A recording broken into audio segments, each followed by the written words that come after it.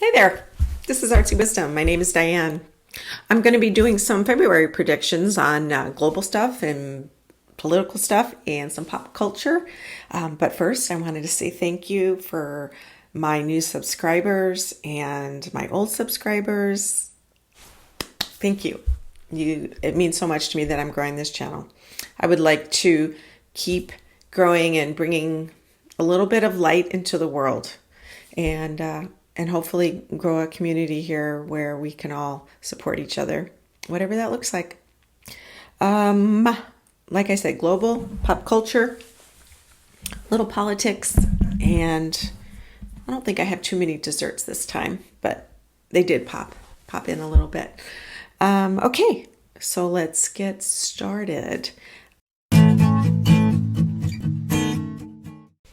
Okay, a few months back, I just wanted to validate my prediction that a few months back, the Alex Murdaugh trial, he was convicted for murdering his wife and his son, and it was horrific. But I followed that trial, and then he was asking for a new trial because the clerk of the court, or the county clerk, however you say her name, was somehow influencing their verdict. And so they are appealing or had a hearing, and that just happened the other day.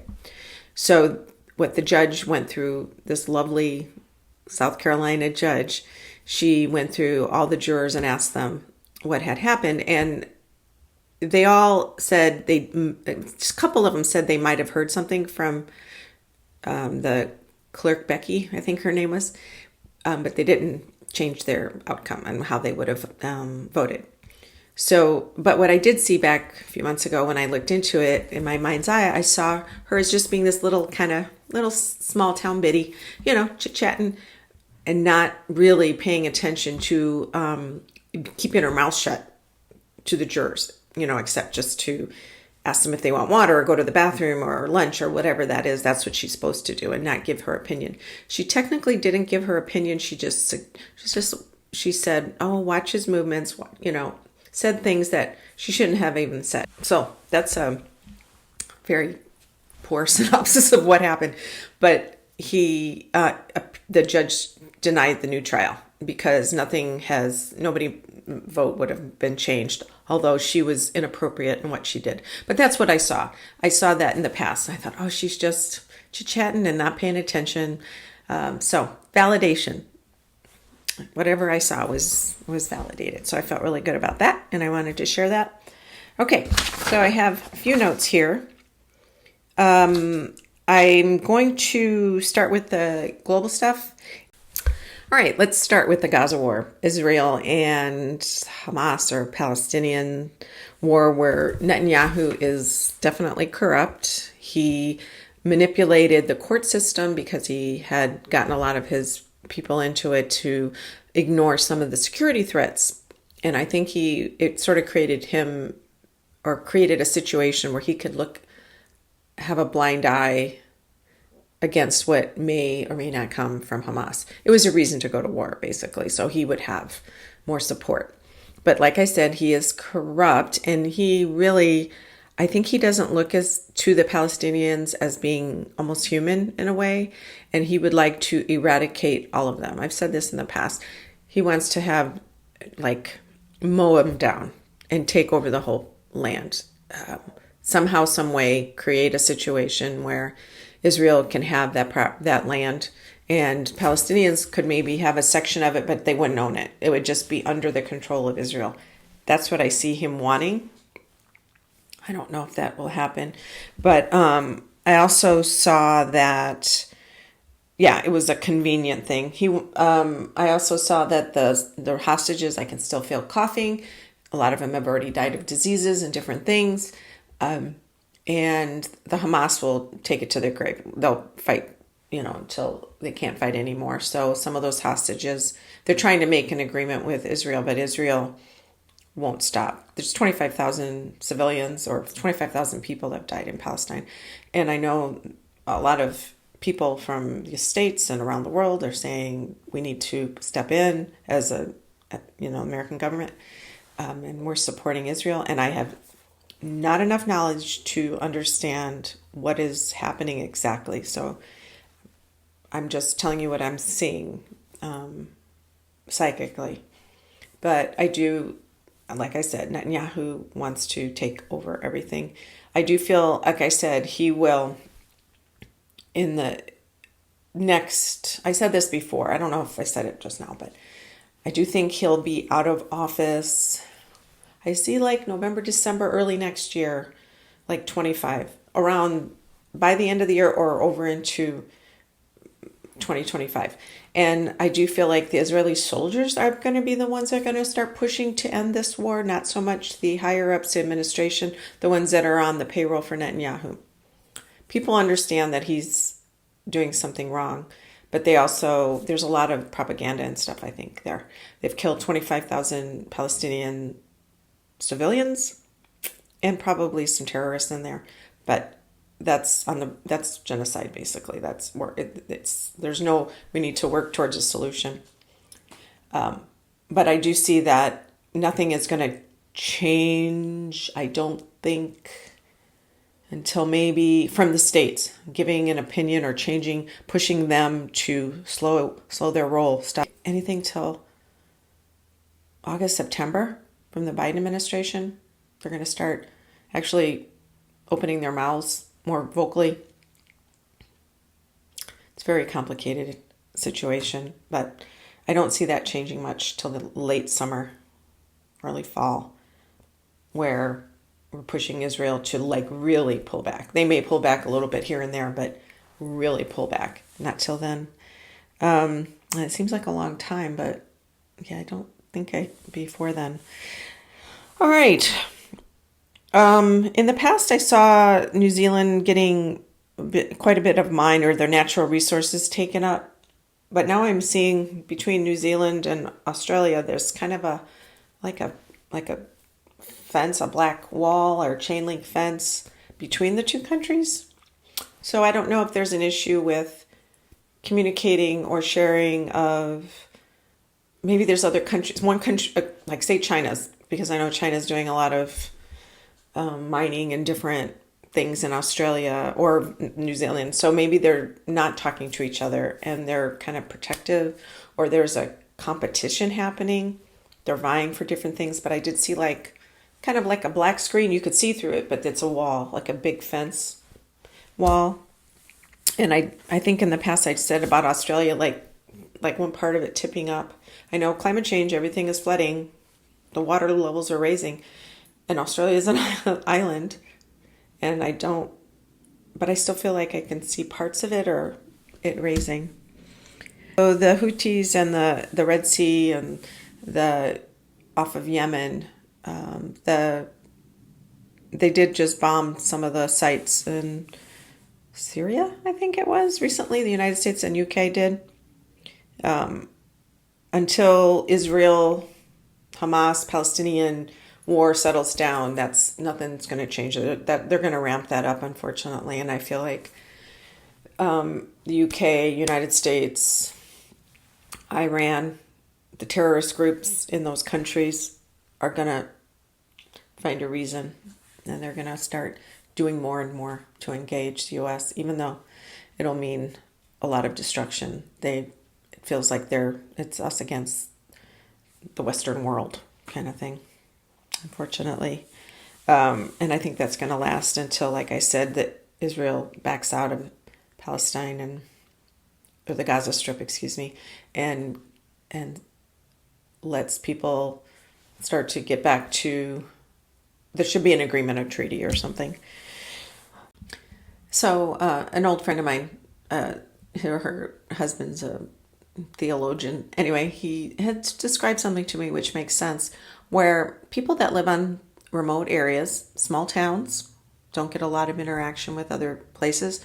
Islands don't get a lot of interaction with other places. Or remote villages and mountains all over the world, and they may not interact. They have their own culture, and they've decided, and they sort of create that culture in a bubble, right? And that's how a lot of different people politically keep their politics or their beliefs set, is because there's not a lot of integration of different ideas. into your area.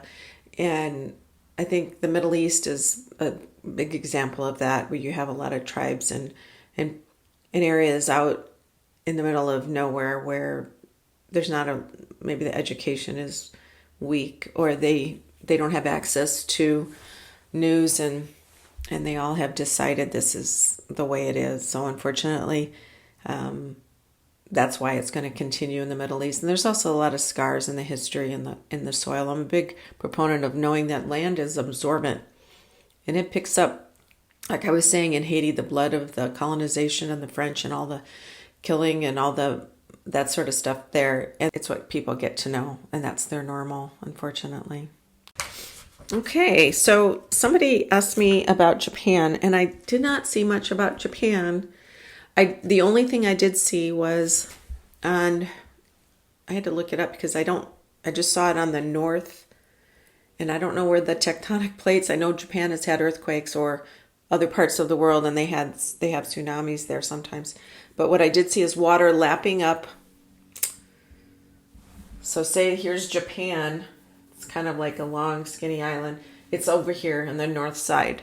It's on the north side of the island. North, I guess it would be close. I don't know if that's by Korea, North Korea or South Korea or Russia. Anyway, I see it up there lapping. That tells me that either a tsunami or just high water levels, flooding, that kind of stuff. But other than that, I saw it being solid. I didn't see anything else changing. Honestly, I think it feels really good there, except for that water part. England, that guy with the striped blazer that I've seen in the past that personifies England. Well, something's going on with him, because he is wrapped in a blanket where he cannot move his arms and legs. Before, he was standing up, very proud. Then he's sitting, and his legs are all, his pants are torn. Now it's like he's wrapped in not a straight jacket or a blanket, but it's like a piece of fabric, and it's kind of stitched up the front, and he can't move. And I almost felt really restrictive when I was feeling that. And I know the immigration issue is still they're battling the immigration issue there, or the migrant issue. I do know that the debt, somebody had in the comments had said they're not as in debt as France and Belgium, I believe. Maybe that's true, but I do feel like their economy is really struggling, England. And the different class systems are skewing to the wealthier. The country needs an overhaul, but it's really hard to do when the traditional ideas of how things should be run are controlled by the powerful and the wealthy, which is typical in a lot of countries. Yeah, the blanket was holding him. He can't move. So I also saw in France before, I saw lapping of the water going onto the shores, like there was some flooding on the west or the coast between England and France. And I saw France, its personification. Before, I saw them on stilts trying to reach with England and reach over and share economies, or share stuff, but it was never able, they weren't able to grasp each other. They were both on stilts through the water and help each other, but they weren't able to reach and make anything last between them. I also saw Macron, up to his knees in water, so he was on the stilts. But now, I guess it would be this month maybe, I saw the France as personification. If you took a person and you wrapped them in thick whipped cream, like say if it's me, it's like out to here, and you can't even see their face, and trying to move, but the whipped cream, not soft whipped cream, like marshmallowy, kind of thick. And there is hard, and it's like he can't move. The French are trying to, the personification of the country is they're trying to walk and move, and it's like the legs won't go forward, the arms, nothing can move because it's like full of sticky whipped cream and goo. And how I thought of that is them being stuck and in some of their nationalism. And the country needs to be leaner, and it's almost reluctant, or maybe not almost, it's reluctant to lose some of these traditional things, like sort of like England, where this is how we've always done it. They're very proud of their history. This is how, and so a lot of the immigrants from wherever, Morocco or the Middle Eastern countries, I'm not sure where they're France, Eastern Europe, I don't know exactly where they're coming from, but I saw them as very lean and very agile and able to run and go and do. But the French government is like, can't move, we can't do. And all I can remember thinking is, let them help, let them work with the immigrants. And maybe there already are, but I had an experience where we went to France. This was like 15 years ago. We went to Champagne. No, it wasn't Champagne, because I know that's in Champagne, but it's in the Loire Valley somewhere. We went in Vouvray, I think it was. We went and we went to these vineyards, and they showed how they made the champagne or the sparkling wine. And they said they don't add water because it's nature's way. They don't have any drip system or irrigation. So it's a kind of a romantic idea. Every year is different. You get enough rain, great. If you don't, you have a bad year and a good year. And I get the logic in that. But they also said then when they cut down when you cut down grapevines on the wires every year, I know this because we've been in California, they clip them down to 13 pieces or 13 nubs on these wires, exactly 13, no more, no less.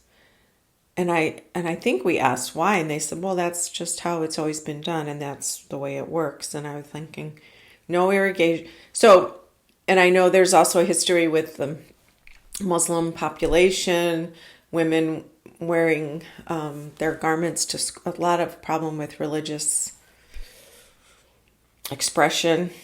So I think there's such a big resistance in France to change. And that's why I'm seeing this big, like, Stay Puft Marshmallow Man from like Ghostbusters. Although he could walk pretty fast. This guy that I saw was not walking very fast. And this government really needs to be slimmed down. And there's lots of opportunity. That's the feeling I got, with so much opportunity with these immigrants. Either maybe they could have jobs or they could come up with ideas, but they weren't using them. I think they were keeping them isolated. And I know a lot of times, I know they had the farmers were having a big strike, where they were blocking all the roads. It's just so much, the economy's just not good right now. They're not using logic. That's the feeling I got. It's like there's lots of opportunities, but there's a lot of things stuck. A lot of things stuck. Sticky whipped cream. Me about the Netherlands, I didn't feel anything specific, and I'm going to continue to look into these countries as time passes. So, but I did see in the past, I had saw these roads going up to the mountains. Denmark is the same way, where they're making roadways or ladders to higher areas because they don't want, that it's a very canal filled. There's a lot of water in the Netherlands because I know they have the canals and everything. And there's a very proactive situation. I feel, don't know if it's accurate. I feel there's a proactive situation where they're moving people or they're practicing planning a future where water will rise. And so they need to plan ahead. And so they're being proactive. So that's what I saw. I also saw them as a crisp cookie, like just a little sugar cookie, but like I want to say like one with like a little windmill on it or something like that. But it's very crisp and hard, and you would soak it in tea or coffee and if you wanted to soften it up. But the thing is, what I saw is they do not want their cookies dipped in any liquid. They want to stay dry. So that's the impression I got. So the cookie needs to stay hard and crispy in the Netherlands, and that's what they're going for. And I do feel like the government's country it's being proactive and logical. That's it, logical. So, but I'm going to continue to do these countries like Japan and Netherlands and everything that you guys asked me to do. I did look in the Ukraine and Russia war, the Ukraine war, and I saw that there's going to be some more hits inside of Ukraine from Russia. I know Ukraine just got a couple F-16s, if I remember right, if I heard that right. But I do feel like they're going to hit inside like Kyiv and stuff like that more. At one point I did see Ukraine, like if this is Ukraine, like this is where the war is down here by Georgia. Is it Georgia? I think it is. Anyway, where this border is. And then I saw some Russian troops or something on this part where they're coming in more from that angle. And that's the part I think they're going to try to attack more. And that was in 2024. I don't know about this month per se, but I did feel like February there might be some more hits in the country from farther in, Russia to Ukraine, farther in the country. Madagascar earth shaking. I don't know if they're even near a fault line. And Madagascar, I even had to look it up. I just heard Madagascar. It's off the coast of Australia, Africa, somewhere in there.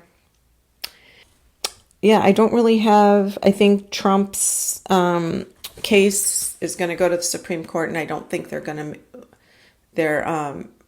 think the Supreme Court will start to look at it this month, and I don't think they're going to say it's 14th Amendment worthy. I think they're going to write an opinion and let the indictments or the courts run through their different cases before they do anything about it. They're avoiding it. And I saw this before with a couple of them. They're trying to look around and they have papers, especially Roberts and that Amy Coney Barrett, where they're not saying yes or no. They're just letting it go for now. Okay, on to some other pop culture things. So I have a prediction for the Super Bowl. I think it's going to be a really close game, and I like Purdy on the 49ers. He's a young kid. He's like 24. Amazing. And he's from Arizona. So I was going to, I'm having a hard time emotionally picking, but I think the Chiefs are going to win. And so there you go. And, okay. So I'm going to jump into Travis and Taylor. And I think when I feel her energy, when I get in her energy, she is hyped up and she's super happy with him, but not for the same reasons he's happy with her. Obviously, we're different people, but I think for him, I think he really does care for her a lot. I mean, a lot. But I see her as needing to be the center of attention, but not in, I know she's very generous and she's a good person, but I also just see as her nature. She just likes to be the center of attention, and she loves the situation where, and she's a marketing genius, but she's in the situation with the football team and it's a new world for her maybe. And she loves that excitement, and I loves being the center of attention. And I saw her as like the sun in the middle of a solar system. Like she's a big orange ball and everybody's rotating around her. And he's one of those people. Maybe he's Mercury. He's the closest one. Or is it Venus? No, Mercury's the closest. She cares a lot for him, but she's not really ready to settle down. I didn't feel her ready to settle down. I felt she's just enjoying it. Maybe she does care for him, but not to that extent. I don't think she's ready to settle down and have a family yet. No. I think she's just enjoying her solar system and all the people around her. Okay. I looked into Meghan and Harry, and I don't see them divorcing anytime soon. And he's really invested in, the way I see his energy when I look at him, I see him, he's invested in their relationship because he comes from divorce, and he's going to hold on as long as he can because he doesn't want to be that person that gives up on divorce. Yeah, I'm going to like me, I didn't want to do that. And I was married for 33 years. And I will talk about that another time. And it was the hardest thing in my whole life. But I will have a conversation about that one day. Anyway, but because he can't go back to his family, because he really does believe that he was wronged. He does believe that the media was wrong. He believes that they're not calling him out on it, and it's his duty to show everybody, the world, that he's fighting for justice. So he does believe in that, and they do have that in common to a degree, and he's trying to keep their marriage in a semblance of some good place. And I think there's good days with them, but I think lately it's just been bad. He's sort of in a purgatory. That's the feeling I get. He's neither in nor out. He's floating. And then I saw that because he's a Virgo, Saturn's moving into Pisces, or it just went into Pisces a little ago, and it's going to be there for the next couple of years. He is going to have more and more pressure. The Saturn's going to be opposing his sun. It's going to be harder and harder for him, because when we have oppositions or squares in our chart, it puts a lot of pressure on that part of your chart. And he is, and that part of his, and that's his sun, and that's his personality. So Saturn, he's going to have a lot of things from the outside giving pressure. So it's probably going to be her or the situation or some kind of restriction. And he's going to have to be, it's going to feel heavy. He's going to feel like he's going to be hitting a wall quite often in the next couple of years. Saturn's also in his second house of money, I noticed. So Saturn makes things disappear. I think that's the money part. He's having a really hard time to make money. It's going to be harder and harder for him for the next couple of years, or he's going to have to work much harder at it, which he can still make it, but it just takes more effort. He was born with Neptune square sun, so that gives him this, he's a little bit, that's the addictive personality part of him, where he doesn't quite see things as they are. He wants them to be a different way. He gets lost a little bit. That's a Neptune sun. But his Taurus his moon is in Taurus, so it's very stable. So he's very earthy. He's very practical, but he also has that a little bit of a delusional part of him where it gives you this idea. So somebody who's being really creative, that's how you get ideas. You're like, oh, I can do this crazy thing, and then you make them practical. And he technically has that. But I think with her, he's gotten really confused. And Pluto, so in Meghan, she's got Pluto transiting. She has a late Cancer ascendant. So Pluto's been transiting her descendant, which is her house of partners, back and forth right there. And what that is doing is massive shifts. It probably brought on her idea that she could have this relationship in this new world of England and create this whole, never transform that idea of a partnership. But it's continuing to transform beyond her control. And it's moved into Aquarius, into her 7th house. And as Pluto moves through places in your chart, it transforms them very, very slowly and deeply. And before you know it, you can't live with the old way like you used to. So just a matter of time for them. And I think she'll be the one that'll pull the trigger eventually. So I saw that she has North Node and Leo in her first house. Even her son's a Leo, so she needs to be the center of attention.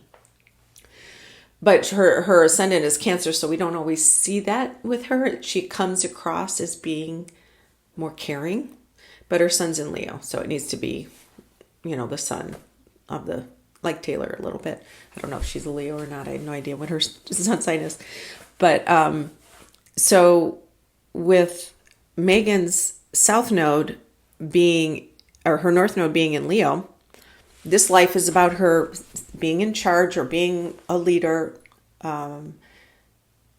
showing people the best way to be. That's on the high end. The low end is do my way or the highway, or do it as I say, or you're, down in the dungeon. that's her north node. That's what she's growing into. Her south node would have been in Aquarius. So she would have been in past lives. She would have been part of the greater good for humanity. Let's work together for the tribe. Let's give of ourselves individually and work towards the group betterment. That's her past lives. This time it's about her coming out from the group and standing by herself and being a leader. So my theory is she came into this world, she wrote that letter that she said she wrote to the companies about women. I forget what is in a commercial or whatever. And I think she came into this world with that attitude of the betterment of the greater good for all. And then as she continues through life, she's finding that she's growing into that Leo part of her that, look at me. But I don't know if she's carried so much that idea of humanity with her, doing it for the greater good. She says she is, but I don't think so. Plus, she was born with Moon on Saturn and Jupiter together. It's very difficult. Moon conjunct Saturn, and it's in Libra. So Moon in Libra is very loving and caring and wants everybody to get along. But Saturn there makes it more like restrictive, and you don't feel loved a lot of times. So, and it's very confusing because Jupiter's there is expanding. So it's a restriction and expansion of this moon. And for her, I feel like her mom and dad, when she was born, they were getting together. Usually where Moon and Saturn are in your chart is where your parents are. So they were together on her moon, or when she was born. Of course, she left, the mom left and everything. But I do feel like there's some lovability issues she has. So this dynamic where she needs to be seen and paid attention to is also related to that. Like she has a hole, basically, in her. So she's trying to fill it with glory, fame, whatever that is. It's just a little bit skewed. Yeah. So, and then I also looked into Katherine. I know people don't want to talk about it and give her privacy. I just wanted to go into her energy and see what was going on physically. And I never did this just till, I think I did this yesterday. I saw that she had a growth on one side that it adhered. She had adhesions to her intestines or some part of her organs that it wasn't cancerous. But I don't know if it was a lipoma, because lipomas are right under your skin. You know, those little fatty tumors that are right under people's skin. But there was some kind of growth that attached itself, or it pulled the organs or the intestines or something together, and it had adhesions, and they had to cut away things. And I'm looking at her, and it was on her left side, but her liver's on her right side. So I don't know exactly, colon maybe, or whatever's over there. And she's going to be fine. She's going to be fine. But yeah, it was scary. And that's why I think it had something, not just the intestines, but I think there was other organs related. And I saw a white, I would say a tumor, but it's not a tumor, but it's a growth. And it was attached, and it pulled things together, and they were stuck together, and they had to cut them. And so anyway, but she's going to be fine. Not cancerous. And I think that was it. All is well. Remember that. You can do anything with a positive attitude. Okay. All right. Well, till next time, I hope you come back. Give me your comments and questions below. And I'd love to see you then. And take care.